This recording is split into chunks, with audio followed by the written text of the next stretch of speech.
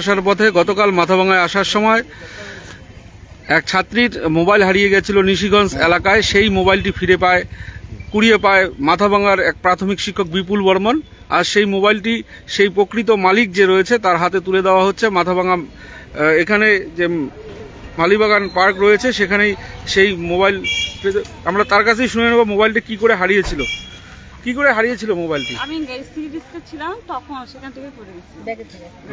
কোথায় আসার সময়? আমি হলো বাস স্ট্যান্ড থেকে দিনহাটা যাওয়ার পথে হারিয়ে গেছিল নিশিগঞ্জে। হ্যাঁ। আচ্ছা, কোথায় হারিয়ে গেছিল?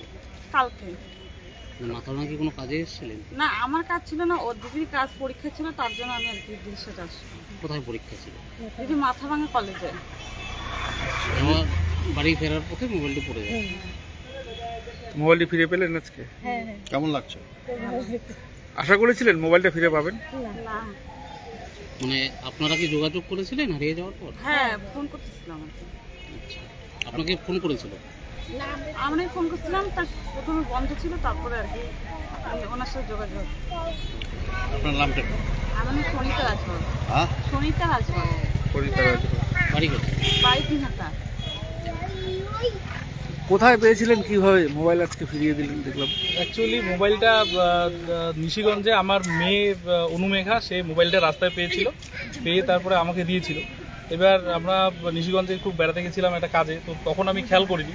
ঘন্টা দুয়েক পরে মোবাইলটা হাতে নিয়ে দেখি যে ফ্লাইট মুড করা আছে। পরে ফ্লাইট মুডটা যখন আমি ক্যান্সেল করলাম, সাথে সাথে ওদের ফোন আসলো যে মোবাইলটা দাদা কোথায় পেয়েছেন। আমি বললাম যে মোবাইল পেয়েছি, তোমার নিশ্চিন্তে তুমি মোবাইলটা নিয়ে নিও, আমার কাছেই মোবাইলটা আছে, তোমার অত টেনশন করার কিছু নেই। তারপরে যোগাযোগ করে ওরা বলে যে আজকে ফোনটা নিতে আসবে মাথাভাঙায়। তারপরে মোবাইলটা ওদের হাতে আমি তুলে দিলাম, ওদেরও টেনশনটা গেল। হ্যাঁ, এই আর কি। নামটা? আমার নাম বিপুল কুমার বর্মন। আমি প্রাথমিক স্কুলের শিক্ষক, মাথাভাঙায় শ্রী শ্রী রামকৃষ্ণ এসছি প্রাথমিক বিদ্যালয়ের আমি ভারপ্রাপ্ত প্রধান শিক্ষক।